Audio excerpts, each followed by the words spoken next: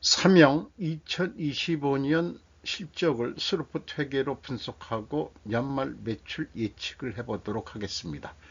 매출은 3.8% 증가했고 영업이익은 12.2%가 증가했습니다. 가공비 배부 재고자산 회전율은 10.9회전으로 떨어졌고 PBR은 2.68 상태입니다. 2023년에 우유팩 사업을 중단했다고 합니다. 구독, 좋아요 부탁드립니다. 삼영에 관한 사업 개요입니다. 주소는 종로구 청계천로 35 관정빌딩 13층으로 되어 있습니다.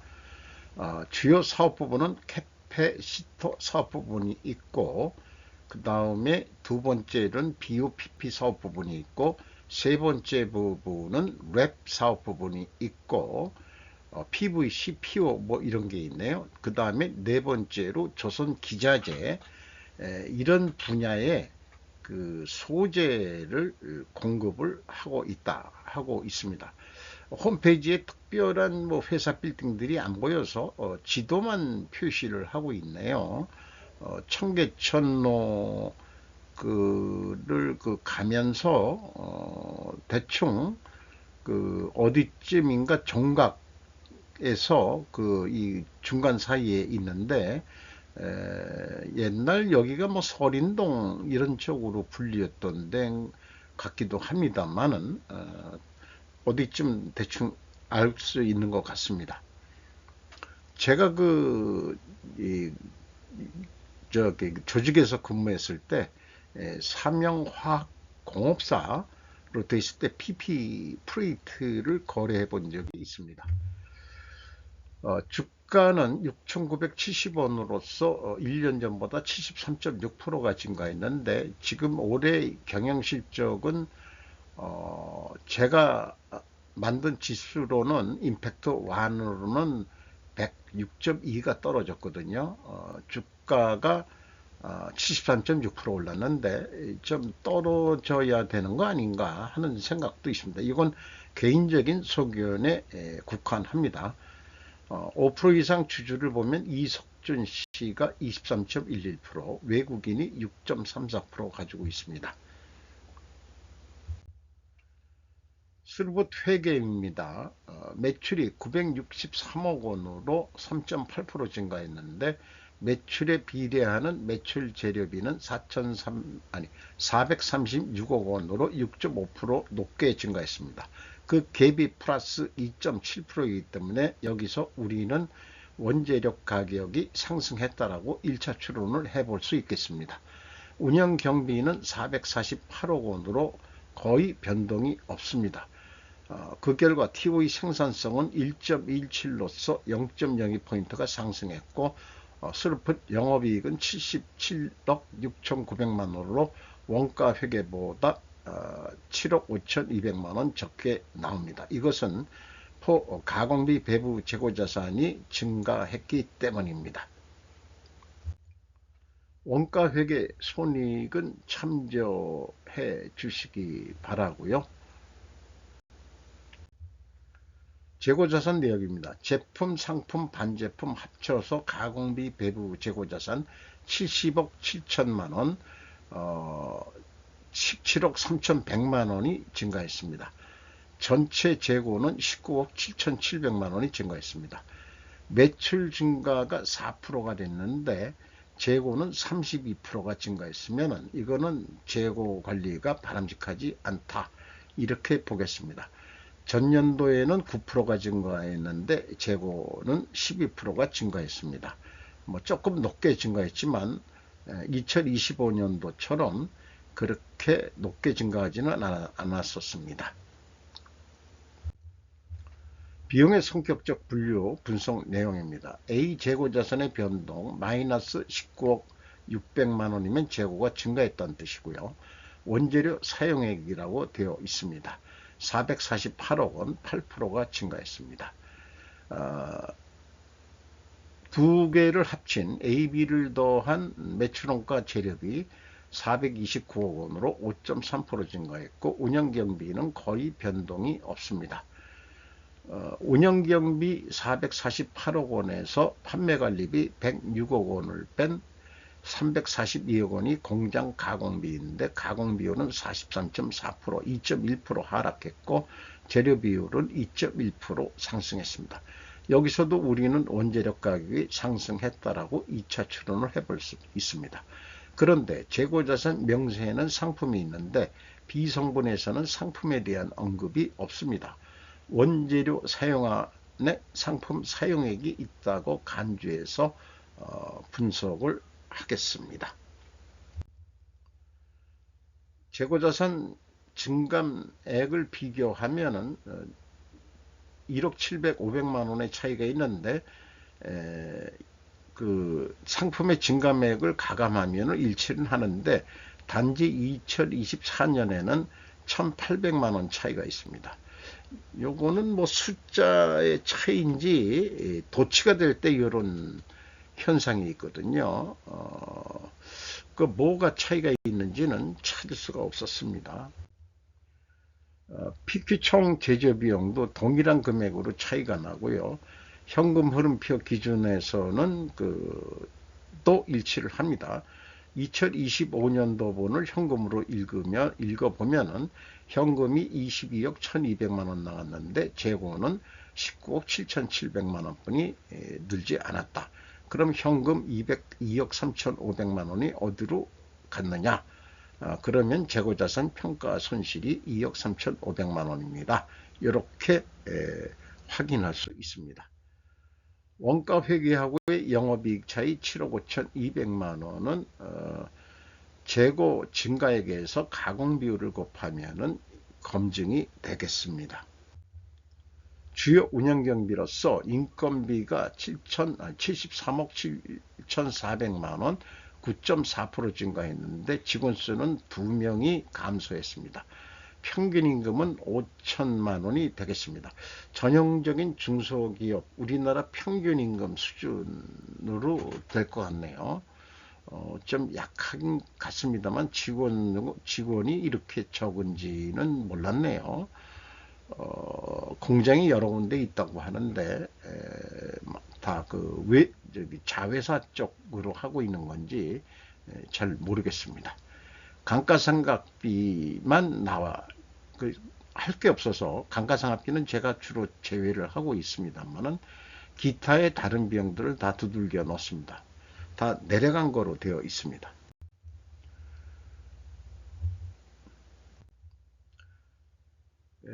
경영평가지표로서 재고 회전율이 14.1회전이었는데 10.9회전으로 크게 떨어졌습니다. 수루픈율도 1.2%가 하락했습니다.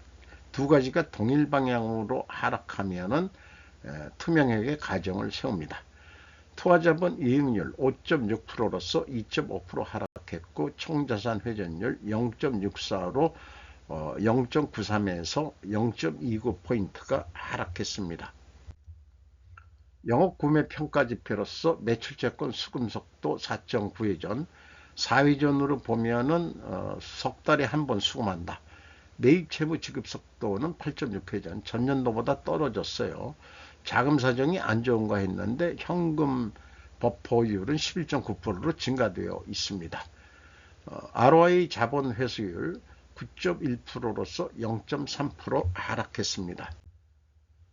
두 가지 경영평가지표가 동시에 하락했기 때문에 회계 투명성 가정을 세우는데 이를 입증하려면 원재료 가격이 상승하고 판매 가격은 인하가 되어야 됩니다. 또한 필연적으로 존재할 다른 증거로는 수량에 의한 재고 회전율도 하락했어야 합니다. 그러면은 원재료 가격이 상승했느냐? 가중평균을 62.37% 범주 안에서 1.4% 상승했습니다. 판매 가격은 가중평균을 54.27% 범주에서 2.1% 상승했습니다. 이것을 다시 정리하면은 투명하게 가정을 위해서는 원재료 가격이 상승하고 판매 가격은 하락했어야 되는데 원재료 가격이 상승했고 판매 가격도 상승을 했습니다. 입증 부분 부적합이라고 할 수 있겠습니다. 이렇게 볼 수 있겠어요. 조선 기자재 부분은 알 수가 없습니다. 참 이게 입증한다는 게 참 쉽지가 않은 일이긴 합니다. 여러 가지 제품들을 하기 때문에. 그럼에도 불구하고 전체적인 흐름을 읽으려는 그 욕구, 이 기업이 왜 이익이 났느냐, 왜 이익이 감소했느냐, 그거에 대해서 우리는 근본적인 원인부터 좀 알고 싶은 거죠. 현금 재무지표입니다. 1번 EAT 새우 현금 순이익 141억 원의 현금으로 이익이 났습니다. 두 번째 EMS 사업 활동으로 전체 유입된 돈은 92억 7,200만 원이고 최종 317억 원의 현금이 유출이 됐습니다.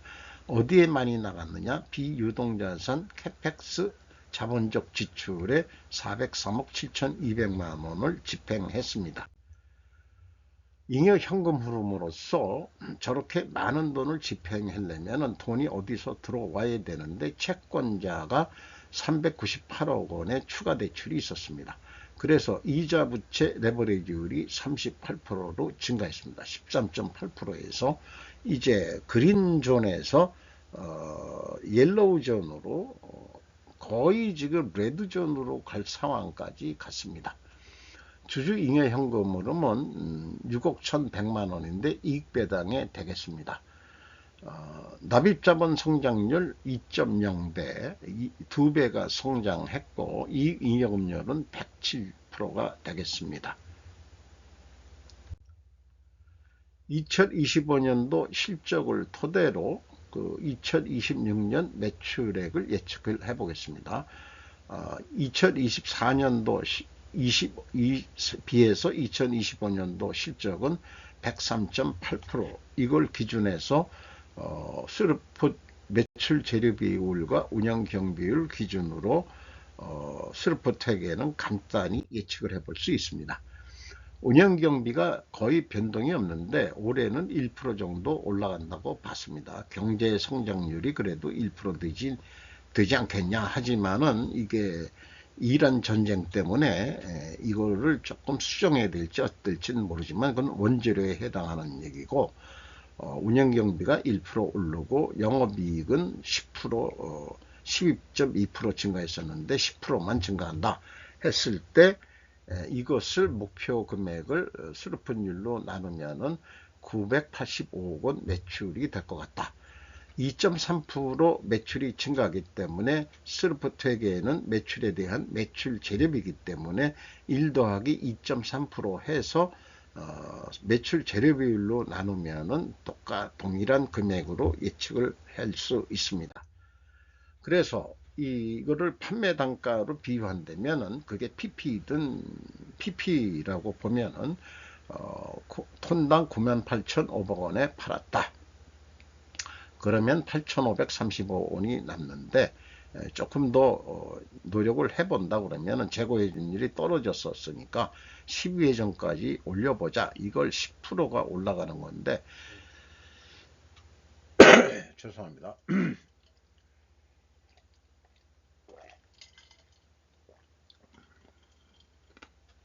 그러면 매출 단가가 108,385원으로 인상 효과가 나고 운영경비율이 4.6% 맥시멈 증가하더라도 영업이익은 11,855원으로 증가할 수 있다.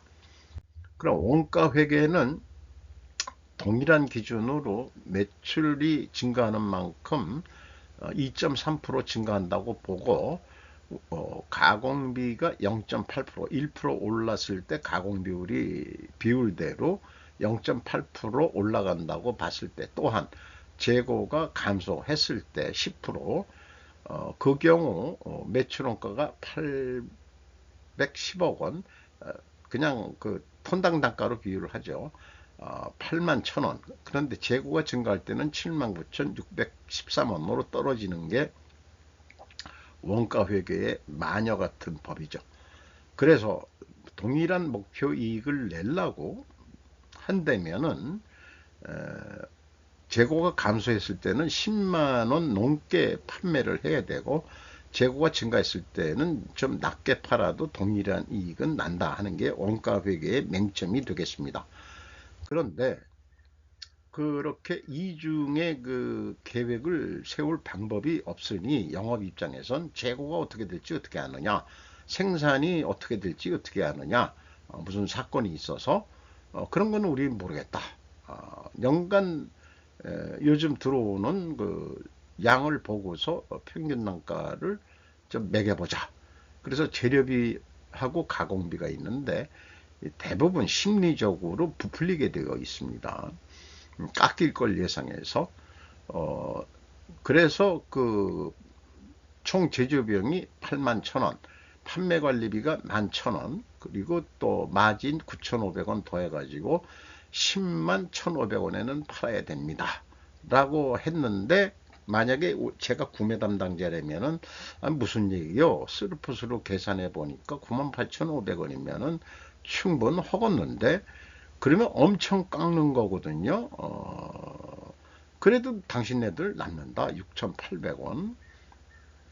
그래서 이거 가지고는 회사에 면이 안 서니 10%더 좀 매출을 이렇게 계약을 해가지고 10%더 매출액을 했으면은 영업이익이 8,444원뿐이 증가를 안 합니다. 왜냐? 생산을 더 안 하고 추가 매출만 했기 때문에 영업이익이 증가는 하지만은 스루푼만큼 증가를 안 한다는 게, 재고가 추가 판매에서 재고가 줄면은 원가 회계는 기대만큼 그렇게 이익이 안 난다는 얘기죠. 이게 맹점이고, 그것을 보여드리는 것이 스루풋은 처음에 8,535원 35원 남는데, 이거 불만족이라서 더 노력을 해서 11,855원까지 이익을 내는 길이 있는데, 재고 회전을 증가시켜서, 그런데 추가 판매를 한다 하더라도 영업이익은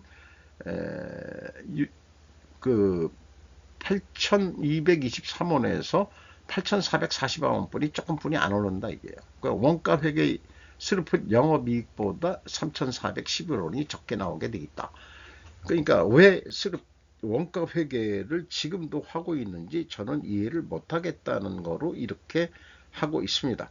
물론 여기 매출 원가율은 그 재고가 증가했을 때의